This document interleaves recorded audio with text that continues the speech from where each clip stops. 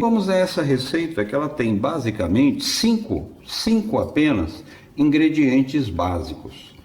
Uma, baunilha. Outra, nós temos aqui amido de milho de sua preferência, o que tiver em casa. Aqui nós temos amido de milho, basicamente 3 colheres de sopa. Colher de sopa é uma medida padrão. A baunilha, nós vamos utilizar basicamente 2 colheres de chá de essência de baunilha. Se quiser, pode utilizar também um favo, dá o mesmo efeito. Aqui eu vou utilizar uma lata de leite condensado, de sua preferência, o que tiver em casa, seja ela de caixinha ou de lata. Ela tem mais um chorinho, porque eu sempre tenho em casa, aqui na geladeira, uma lata de leite condensado, ou então uma caixinha, que eu vou usando nas minhas receitas, e eu lacro bem, e ele conserva muito bem. Então aqui tem uma lata e mais um chorinho. E aqui nós vamos trabalhar com 500 ml de leite. O leite, se for integral, é melhor, porém, se tiver problemas com calorias, pode estar fazendo aí com leite semidesnatado ou desnatado, também dá o mesmo resultado. E também eu vou trabalhar com 3 gemas peneiradas, que é importante, e vou utilizar para isso tudo uma panelinha para poder levar ao fogo e chegar ao ponto que queremos para esse famoso creme. Dando início à nossa receita, eu já tenho aqui, como eu disse, as 3 colheres de sopa de amido de milho. Eu vou utilizar um pouco deste leite, esse leite que tem aí meio litro, apenas para dissolver esse amido. Eu vou deixar apenas ele reservado um pouquinho, porque é comum ele formar no fundo uma condensação aí do amido. Vou reservar ele aqui do lado. E na panelinha eu começo colocando o meu leite, o restante. Após isso, eu entro com o meu leite condensado. Aqui eu estou utilizando uma lata e mais um chorinho. Eu vou colocar aqui a minha gema, porém eu vou peneirar a minha gema, vou afastar aqui um pouco, e vou peneirar a minha gema para retirar aquela pele da clara, da gema do ovo, perdão, que não é agradável. Não queremos gosto de ovo no nosso creme. Observe que ficou aqui a pele da gema, é isso que dá aquele sabor desagradável do ovo. Voltamos aqui à nossa mistura já com as gemas devidamente já peneiradas, de forma que não tem aqueles grunhos da própria pele da gema do ovo. Perfeito.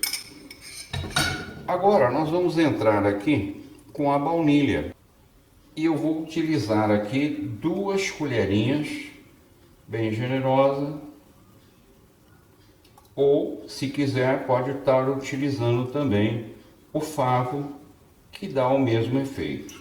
Está feito aqui a nossa mistura, e aí eu vou mexer mais um pouco o nosso amido de milho com o leite que eu acabei previamente dissolvendo, mexendo bem, para que não fique nenhuma condensação de amido. Se ficar um pouquinho não tem problema, que ele ainda vai ao fogo e ele dissolve bem, mas observe que, olha, ele ficou bem diluído. Perfeito. Agora, o que eu vou precisar? Uma colher, que eu uso aqui uma colher de pau.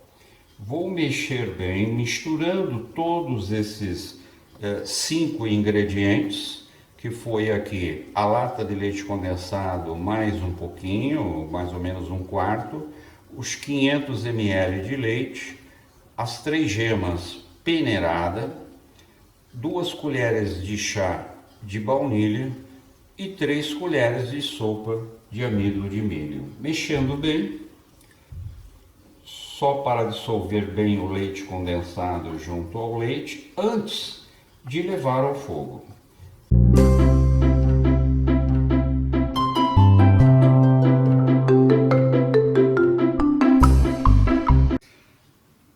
Agora que a panelinha nossa já está no fogo, observe que é fogo alto mesmo, vamos dar sequência aí ao ponto necessário para esse creme. O importante aqui nessa fase é não parar de mexer desde o início, apesar de que ele ainda está frio. Por quê? Porque senão forma uma condensação embaixo do leite condensado, do amido, das partes mais grossas, né, desse creme. E vamos mexendo aqui no fogo alto mesmo, e eu já vou voltar ao vídeo para não ficar um vídeo muito longo. Qual é o tempo necessário para desligar esse fogo e que ponto do creme que nós vamos precisar. Por quê? Porque assim, esse tempo é um tempo relativo, porque o meu fogo pode ser diferente do seu fogão, o meu fogão pode ser diferente do seu, às vezes há essa variação. Então é importante ter como base esse tempo, porém é o tempo necessário que nós vamos mostrar aqui e a textura desse creme. Passados aproximadamente 8 minutos, daqui para frente eu vou deixar o vídeo ligado, que percebe que ele já começa a criar umas pelotinhas. Ainda não é o momento do nosso creme estar pronto. E ele continua cozinhando. Então eu vou separar ele do fogo para que possa ver que agora eu faço uns movimentos mais vigorosos no nosso creme. Retirei do fogo, porque minha panelinha ela tem fundo triplo. E eu não quero que ele absorva o calor do fogo e continue cozinhando o nosso creme. Veja que ele está com uma consistência excelente.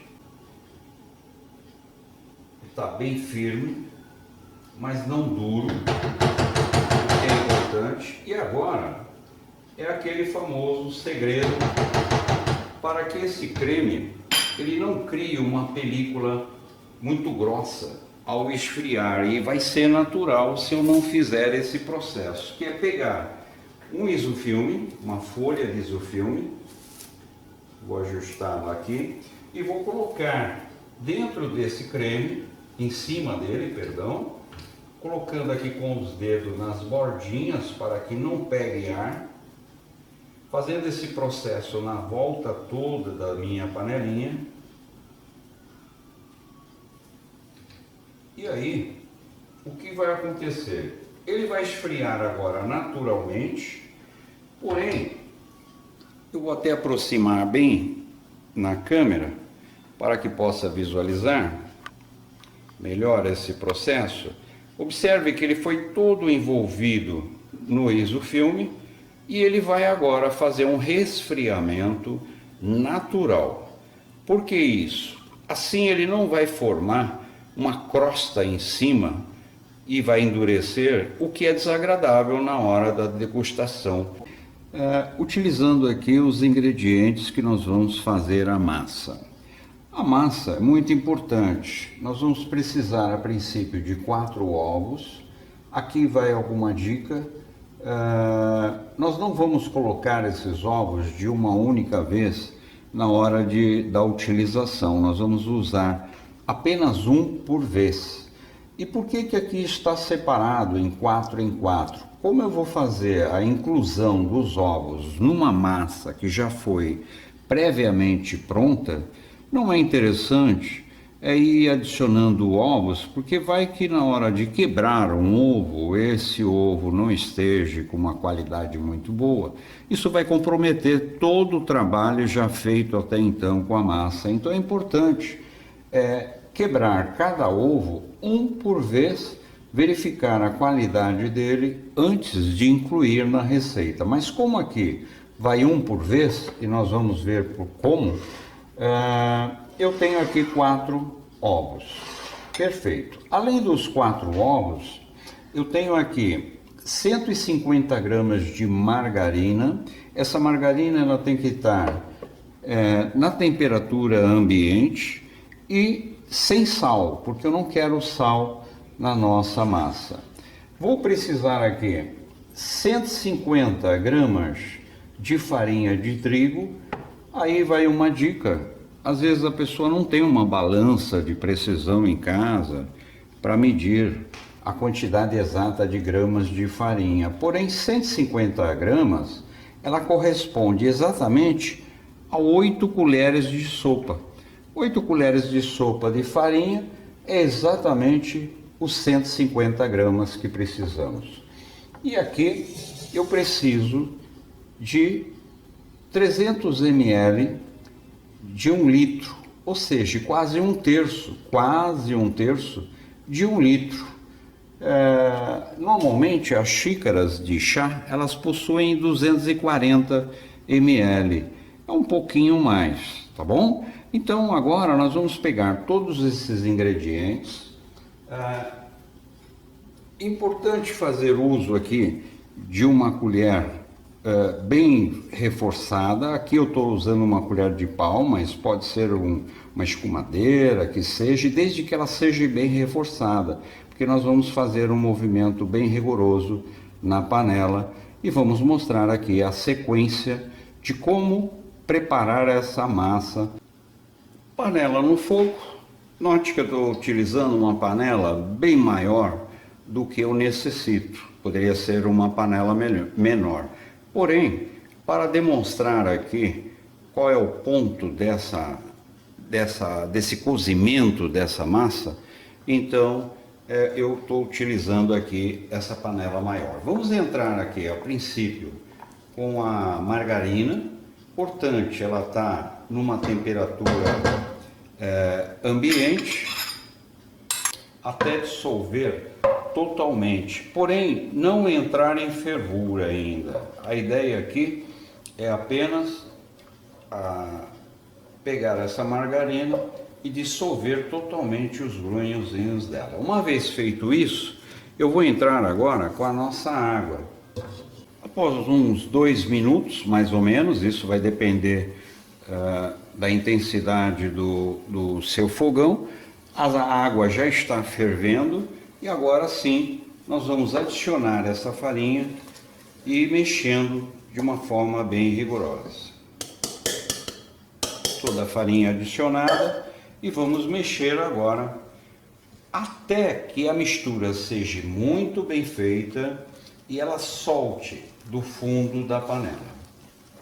Observa que ela já começou a criar uma consistência, como se fosse aí um creme, mas ainda temos farinha aqui por cima. Nesse momento eu vou abaixar aqui o fogo, não quero que essa farinha queime.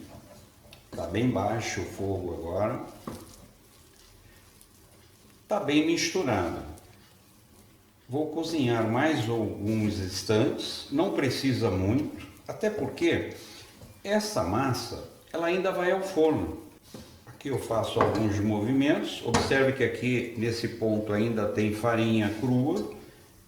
Eu vou apertando aqui, virando, apertando e virando. Eu quero que essa farinha cozinhe e não fique com gosto de farinha crua. Já soltou totalmente, não tenho mais a visão aqui de uma farinha branca, e sim de uma massa. Agora, o processo é o seguinte: eu vou retirá-la do fogo e vou deixar essa massa amornar para entrar com meus ovos na batedeira, um por vez. E já voltamos aí para dar continuidade de como assar corretamente esta massa. Retomamos com a nossa massa, que já está morna. É importante ela estar morna, porque ao acrescentar os ovos, eu não quero que os ovos cozinhem, e sim misture a nossa massa. Então vamos ao processo agora de bater essa massa. Vou ajustar aqui até um pouquinho mais próximo, para que possa acompanhar o processo de colocação desses ovos. Aqui vai o primeiro ovo.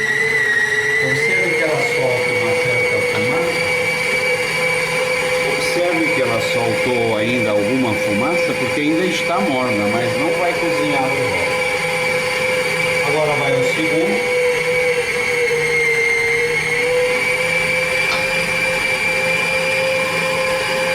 Já colocamos 2 ovos, deixando ela misturar bem. O terceiro.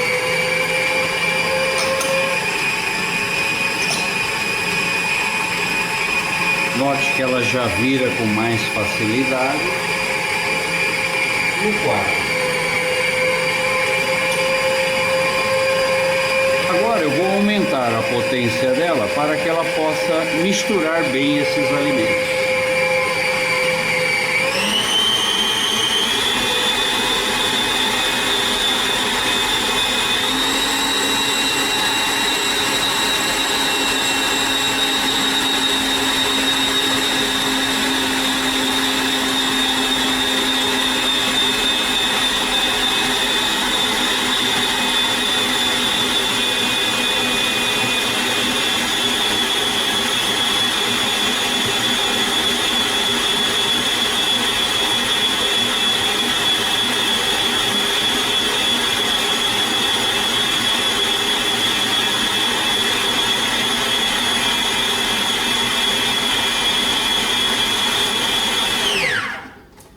Note que eu não cortei essa parte exatamente para ver o tempo exato que durou esta mistura. Ah, mas eu não tenho uma batedeira como esta. Eu posso usar uma batedeira comum. Eu posso usar também um bowls com garfo e ir fazendo uma a uma, mão a mão. Claro que vai dar um pouco mais de trabalho. Ou mesmo a próprias mãos. Também é possível fazer essa mistura. Eu vou transferir agora para esse recipiente, que é um saco comum, qualquer tipo de saquinho. Eu procurei a pontinha, uma das pontinhas dele, coloquei ao fundo. E agora eu vou pegar a nossa massa, colocar nesse saquinho, que eu vou usar ele como saquinho de confeitar. Porém, eu tenho também aqueles saquinhos de confeiteiro, mas eu estou fazendo dessa forma para mostrar que quem não tem vai conseguir fazer os moldes perfeitamente sem precisar de ter aí algum utensílio de confeiteiro e tudo mais. Feito isso, observe a textura da massa, ficou perfeita, porém na mão ela poderia também ficar muito parecida. Agora nós vamos fazer o seguinte: eu usei o bolso apenas para facilitar aqui eu retirar o ar. Eu vou retirar esse ar, vou virar a massa, virar o saquinho. Espero que tenham acompanhado bem essa passagem. Estou virando o saquinho e aqui eu vou dar um nó bem apertadinho. Pronto, está aqui a nossa massa colocada aqui no saquinho. Note que ficou aqui uma pontinha com ar. É esta pontinha que eu vou cortar para fazer um molde. O nosso molde foi colocado numa assadeira grande como esta, untada com manteiga e farinha. Eu vou mostrar aqui como que ficaram assados. Olha, bem assadinho, tá aqui. Eu fiz de comprido, um pouco diferente, como se fosse uma bomba. Na verdade aqui foi feito 6 tiras como essa. Vou mostrar mais uma. 6 tiras como essa, devidamente assada. E por que desse tamanho? Porque agora nós vamos transferi-la para esta travessa.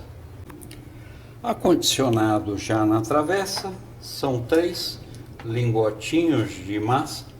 Vamos acrescentar agora o nosso creme, que já esfriou, sobre essas 3 massas, espalhando bem para deixar de uma forma bem uniforme possível. Com o auxílio de uma espátula, vamos deixar uma superfície mais plana possível. E agora sim, vamos colocar sobre esse nosso creme um abacaxi que ele foi cozido apenas só picado, sem açúcar, porque ele estava bem doce. Caso ele não esteja bem doce, coloque meia xícara de açúcar e deixe até que ele chegue nesse ponto, como se fosse abacaxi em calda. Bem picadinho, vamos distribuir sobre a nossa torta. Bem distribuído. Agora vamos colocar mais duas massas dessa forma e vamos continuar colocando o nosso creme sobre essas duas massas, fazendo mais uma camada, só que dessa vez apenas com duas massas. E está pronto. Agora vamos colocar um pouquinho mais de abacaxi. E agora, sobre essa massa, vamos colocar mais uma fatia, que agora totalizou as 6. E vamos cobrir com o creme.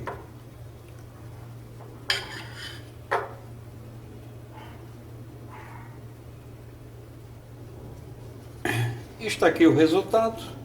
Agora vamos cobrir com um isofilme. Isofilme bem apertadinho. Se não tiver isofilme, pode ser um plástico.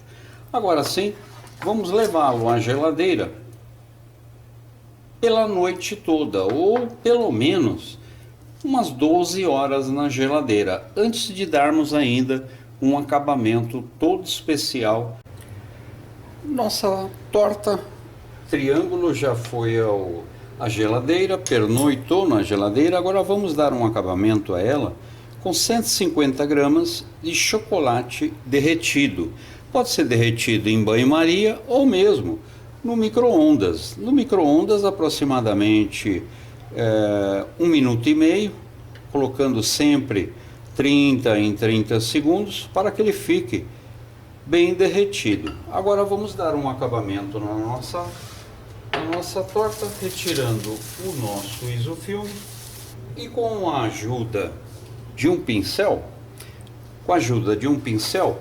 vamos dar o acabamento que nós precisamos com o nosso chocolate derretido.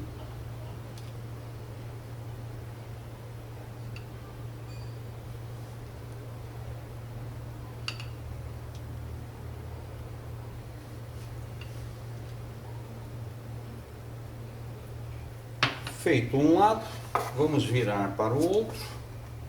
Uma vez coberta com o nosso chocolate, vamos voltar à geladeira pelo menos por mais 1 hora. Após 1 hora na geladeira,